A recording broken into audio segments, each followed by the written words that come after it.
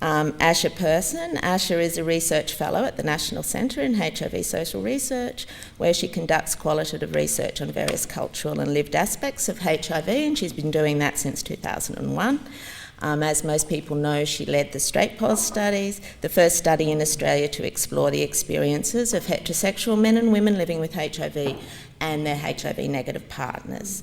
So today, Asha will talk about how serodiscordance and risk are commonly understood in HIV prevention and research, and how this might prevent a deeper understanding of couples with mixed HIV status. International research, because I think it shows quite compellingly how complex risk can be in serodiscordant couples, and that has a general kind of relevance to serodiscordance here in Australia, not least because among the heterosexual population living with HIV, there's a lot of cultural diversity and people coming from high prevalence countries.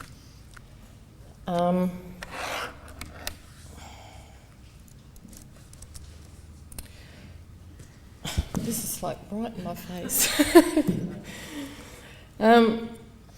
So serodiscordant relationships exist wherever the epidemic exists and are increasingly recognised as a key context for transmission of HIV in many parts of the world. But insights into the sexual dynamics among these couples remain quite limited, including here in Australia, and more research has yet to be done, which Jeannie will speak to after my presentation. And one of the reasons, or another reason, is apart from the sort of lack of in-depth research, is that in the research that does exist, most of which actually focuses on heterosexual couples, there tends to be a reliance on particular interpretations of risk and of serodiscordance, which, as Susan said, might preclude a better understanding of couples who do live with mixed HIV status. So that's what I'm going to look at in this brief talk. Because with the increasing move towards treatment as prevention, it becomes even more significant to understand how couples actually perceive risk. And again, that's something Jeannie might touch on briefly in her talk.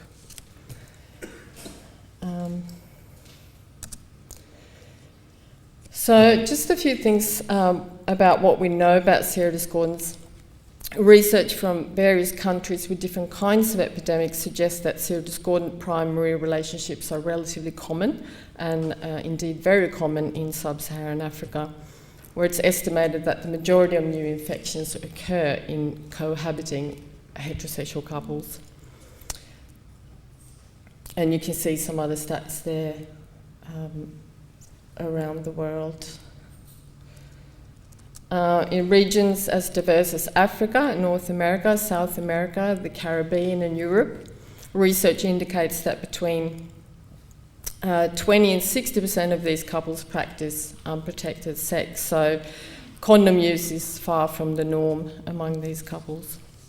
And for example, from India, some recent data has found that only 6% of couples used condoms consistently. So that figure kind of raises questions around whether unprotected sex is unreported in other regions because of perceived social unacceptability.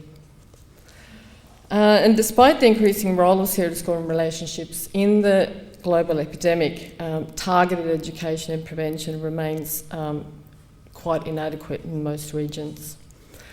So understanding how these couples perceive HIV risk becomes critical.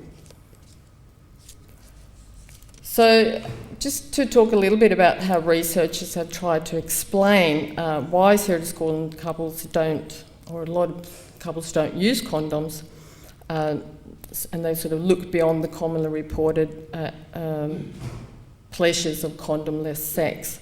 And they've identified links between unprotected sex and, for example, an absence of illness symptoms, greater HIV optimism, the impact of an undetectable viral load on perceptions of infectivity, duration of the relationship, lower depression scores and higher depression scores, lower education levels, unemployment and drug use, negative attitudes to condoms, a refusal by male partners to use condoms irrespective of his HIV status.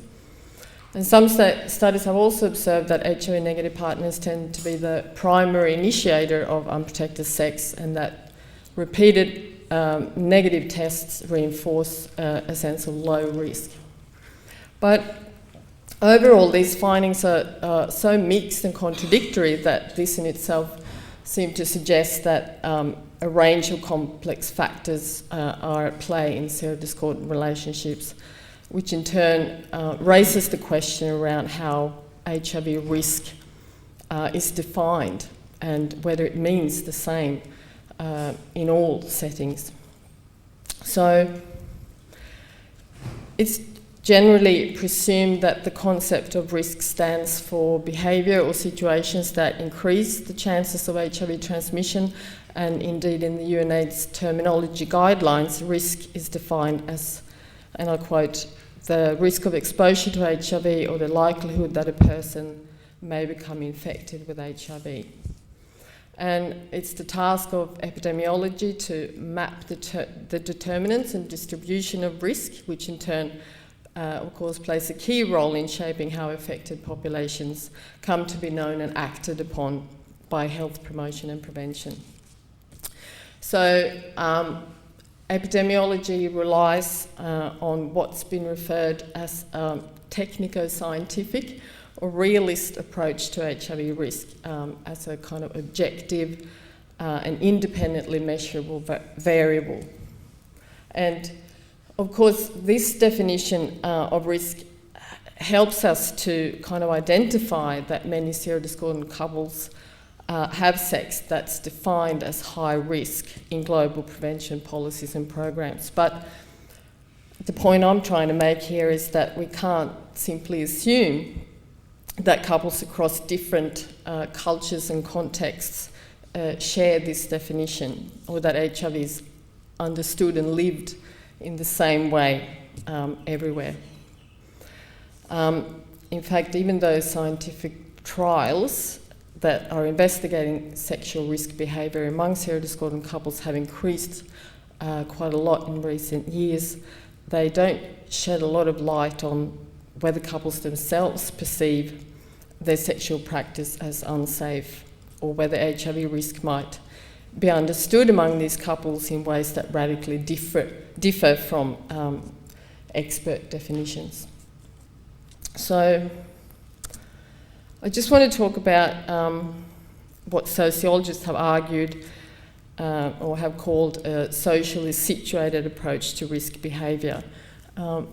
In other words, an approach that pays attention to the ways risk takes shape within specific cultural and historical contexts and within the context of everyday personal relationships and circumstances. And it's an approach that can reveal how a risk that might be singled out as primary in research and prevention can simply be one among many more immediate hazards or concerns that are prioritised and managed along what's been called a kind of continuum of risk or hierarchy of risks. And I think the research globally kind of speaks to the importance of taking local conceptions of risk into account, especially research that's emerging from developing countries, but also some smaller qualitative studies conducted in Western settings. And this research shows that HIV risk can be superseded by other risks and priorities, as I mentioned. So just to give a few examples of this, childbearing, for example. The cultural importance of childbearing, for example, in sub-Saharan countries often conflict with safer sex imperatives. There's a certain respect and social standing that comes with having children, along with expectations and pressure from family and community. And this can profoundly shape couples' decision to have unprotected sex in order to conceive, because the risk of childlessness exceeds the risk of HIV transmission. And some European research also suggests that a desire to conceive without any kind of medical intervention can also be prioritised over what's perceived as a small risk of transmission. And secondly, stigma. The threat of stigma can be another overriding concern that can be so intense in some cultures that the social and financial risks of disclosing HIV to one's spouse outweighs its sexual risks. But as I found in my Australian research with couples, stigma can displace HIV risk and its prevention in couples that are aware of their mixed HIV status, with some HIV negative partners trying to sort of deflect stigma away from their HIV positive partner by not treating him or her as sexually infectious. Thirdly, gender relations. Of course, it's widely recognised that gender power relations constrain women's ability to negotiate safer sex, and also in some cultures the pressure to live up to sort of machismo values of hypersexuality and invulnerability can also drive unprotected sex in serodiscordant heterosexual couples, because men reject the notion that they're at risk from their HIV positive female partner, which has been found across some different cultural contexts. Another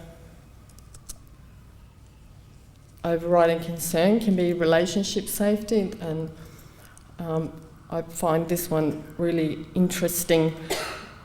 Some studies have found that for some couples, sexual safety was secondary to relationship safety, and that protecting the relationship took precedence over viral protection. So couples choose not to use condoms as a kind of proof of their love and as a way to reinforce their union. Condoms were sort of placed in opposition to love, not only in the sense of inhibiting intimacy, but also in the sense of the negative partner offering unprotected sex as a gift to secure reciprocal love, or to gain leverage in the relationship. These studies have also shown that in some couples, HIV was experienced not as a risk to be managed, but as a kind of obstacle to be overcome. So viral danger constituted a threat to their security and closeness as a couple, and unprotected sex became an attempt to minimise discordance or minimise difference. So unprotected sex provided a potent strategy against risk, because it produced sort of trust and commitment, reinforcing a couple's sense of safety and togetherness. So quite an intriguing finding that to me reveals just how complex risk in couples can be. So I'll just running out of time. So another thing I just wanted to point at was that the available research shows that couples perceive not only risk in diverse and unexpected ways, but serodiscordance itself. The sort of technical scientific definition of risk that I've been talking about rests on a kind of assumption that HIV plays out in predictable ways in serodiscordant couples, and that the partners always see their respective HIV status in terms of their difference from one another, a difference that they recognise as posing a distinct kind of risk, which they deem to manage competently or not. But this notion that serodiscordance is inevitably perceived in terms of difference is challenged by several studies both from sub-Saharan Africa but also from here in Australia. I don't have time to go into that in any detail, but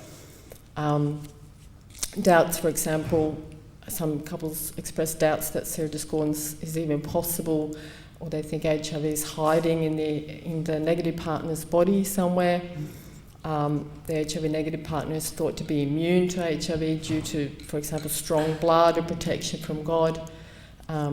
Or in some cases, health workers have explained pseudodiscordance in terms of blood incompatibility, which the couples have taken to mean that HIV can't be transmitted between the partners. And these sorts of complex meanings are not unique to non-Western settings. In my own research and similar research in Western settings, there's been all sorts of dynamics going on around erasing any sense of difference or erasing pseudodiscordance in the relationship through silence, through not kind of acknowledging it, protecting each other from emotionally charged concerns, that kind of refusing of difference to create a sense of solidarity and sameness. We, as a couple with HIV, rather than I have HIV, you don't, or vice versa. And this sameness can be, this sort of emphasis on kind of normality and sameness can be troubling if it prevents a dialogue and kind of mutual negotiation around sexual safety, because what I've found in my research and has also been found in other research is that a key mechanism through which this sameness and normality is kind of enabled is through unprotected sex. So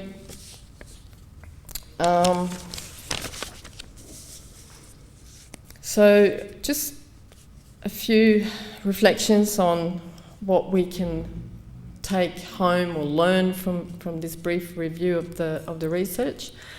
It is that it points to complex dynamics around sexual decision making and risk management in pseudodiscordant couples. But the point I want to make is that our capacity to kind of grasp this complexity becomes lost if pseudodiscordance is kind of dislodged from its local embeddedness, and risk is analysed as if it means, as if it's a kind of objective concept that means the same to all couples everywhere. To understand why couples engage in sexual practice that increase the risk or chance of transmission, it's important to consider how pseudodiscordance might be shaped in diverse ways by cultural meanings and practices around illness and gender, sexuality, medicine, reproduction, partnership, and by the sort of local specifics of the epidemic. And also that those meanings and practices might persist in migrant communities, which of course has relevance for Australia. It is within these sort of lived contexts that perceptions and negotiations of risk arise, and therefore where couples' sexual practices need to be situated and understood. And it's these sort of processes and dynamics that we hope to explore in a forthcoming study on pseudodiscordance, which Jeannie is going to speak about in more detail. Thank you.